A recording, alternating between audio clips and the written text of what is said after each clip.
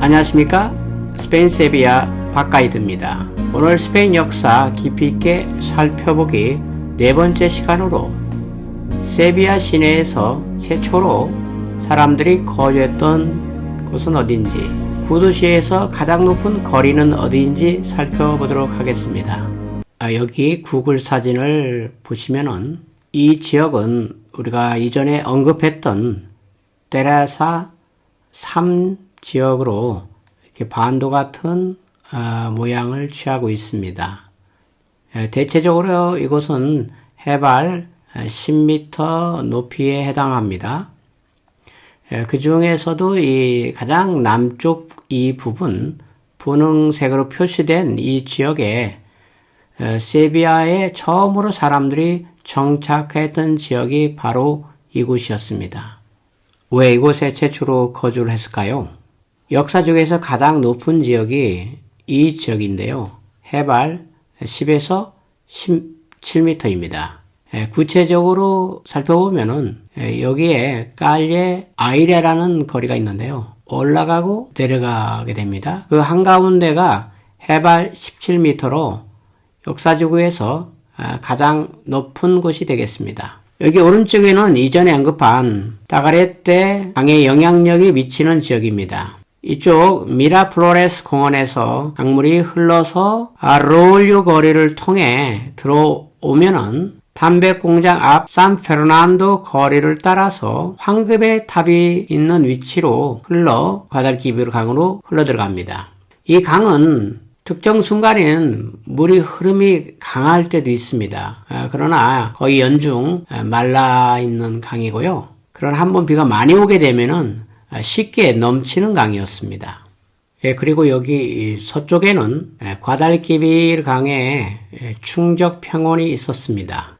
그 당시 강물은 바로 이 밝은 하늘색 호수로 흘렀습니다. 이 강이 얼마나 중요했던지 일명 역사적으로 중요한 팔이라고 불렀습니다. 북쪽으로는 바르케타를 거쳐서 아베니다 데 에르클루스 거리를 쭉 통과해서 트라하노 아모레디오스 거리를 지나 시르페스 거리를 쭉 흘러서 가장 대로인 아베니다 델라 컨스티투시온 지나면은 대성당 앞을 지나 황금의 탑이 있는 쪽으로 흘러갔습니다. 최근 도시의 역사적 지리 연구에 따르면은 로마 시대 이전에는 세비야에 현재 구불구불한 이런 강은 존재하지 않았고 이 역사적인 중요한 팔이라고 말하는 이 강만 존재했었습니다. 이 강의 오른쪽에는 강물이 흐르며 치닫는 충적평야가 있었습니다. 로마 제국 시대 이전인 공화정 시대 때는 바로 이곳에만 거주했고요. 그 후 2, 3세기에는 이 강물의 왼쪽 지역, 강물이 흐르고 치닫는 이 왼쪽 서쪽 지역으로 거주지가 움직이며 확장되기 시작했습니다. 왜 사람들이 나중에 아래로 내려와서 이쪽 충적평원에 정착했을까요? 일반적이고 논리적인 것은 지금 이곳이 높으면서도 강에 가장 가까운 지역이고 그래서 강물을 제일 잘 이용할 수 있는 부분입니다. 이 강을 통해 도착하고 떠나는 물품들을 거래하기 위해서 이 지역에 항구가 세워집니다. 그러니까 이 지역은 두 가지 기능을 갖고 있습니다. 강에 가장 접근하기 편하고 또한 테레사 3지역에서 가장 높은 지역입니다. 사실 이 테레사 3지역에서 더 높은 곳만 찾는다면 이쪽 지역이 더 높은 지역입니다.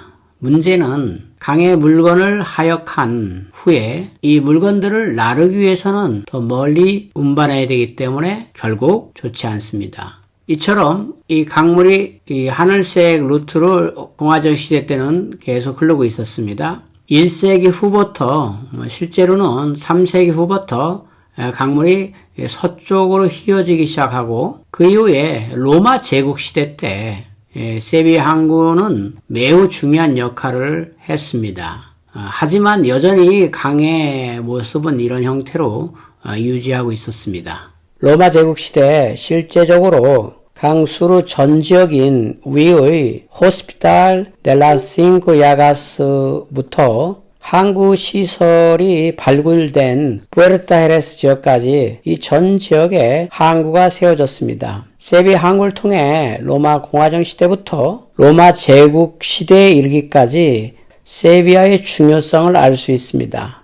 예를 들어 가룸이라는 생선조림이나 오일, 기타 등등 수많은 상품들이 바로 이 항구를 통해서 수출되었습니다.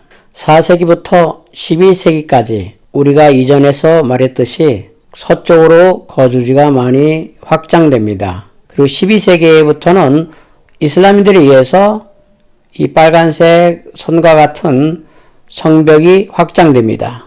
그러나 이 지역은 강의 자연스러운 영향을 받을 수밖에 없는 지역입니다. 자, 오늘은 여기까지 세비야의 모습을 확인해 보았습니다. 다음에 또 뵙겠습니다. 아디오.